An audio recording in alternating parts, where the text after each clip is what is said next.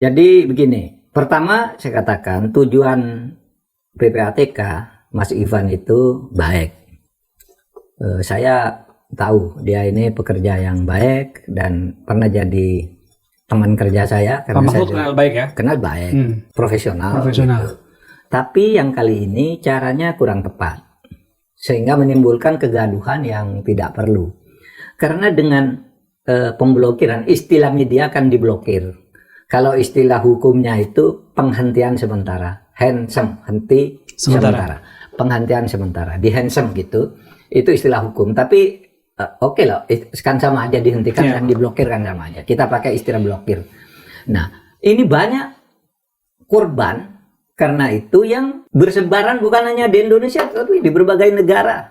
Termasuk di luar negeri, Pak ya? Di luar negeri, pemilik-pemilik rekening yang di luar negeri itu banyak yang menjadi korban. Coba, contoh saya aja, orang dekat dengan saya aja lah. Mas Rizal misalnya, kena kan? Iya, blokir. Kena blokir kan? Kena blokir, Pak.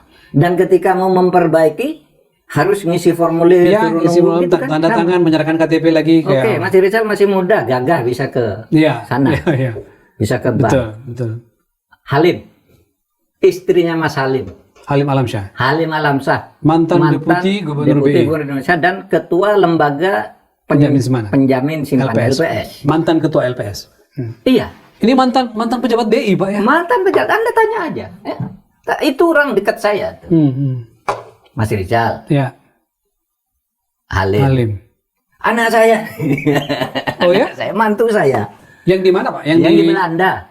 Oke. Jadi dia kan punya, di Belanda tuh kan tertib, Mas. Jadi kalau Anda kena denda lewat antar bank, rekening gitu ya. Kalau negara salah terlanjur memungut uang, pajak misalnya kelebihan dikembalikan ke bank gitu. Kena tilang misalnya sudah bayar kok ditagih lagi, dikembalikan antar bank. Jadi dia punya rekening Belanda.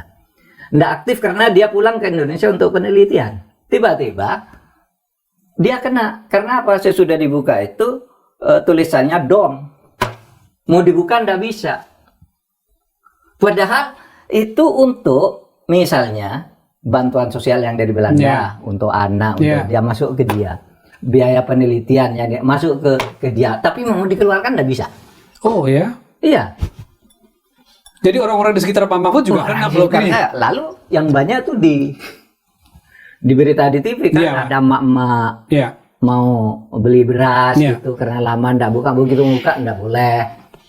Mau ke pasar terus ada TKI mau ambil uang untuk dikirim ke keluarganya di Indonesia, ndak bisa juga. Tapi Mahfud setelah menghubungi Pak Mahfud, Pak Ivan kepala PPATK itu mengontak saya. Lalu kami diskusi, lalu saya tawarkan wawancara. Tadi saya wawancara Pak Mahfud. Dari penjelasannya Mas Ivan, kuat memang alasan untuk melakukan itu karena itu tadi betapa judul itu luar biasa menggerogoti kita.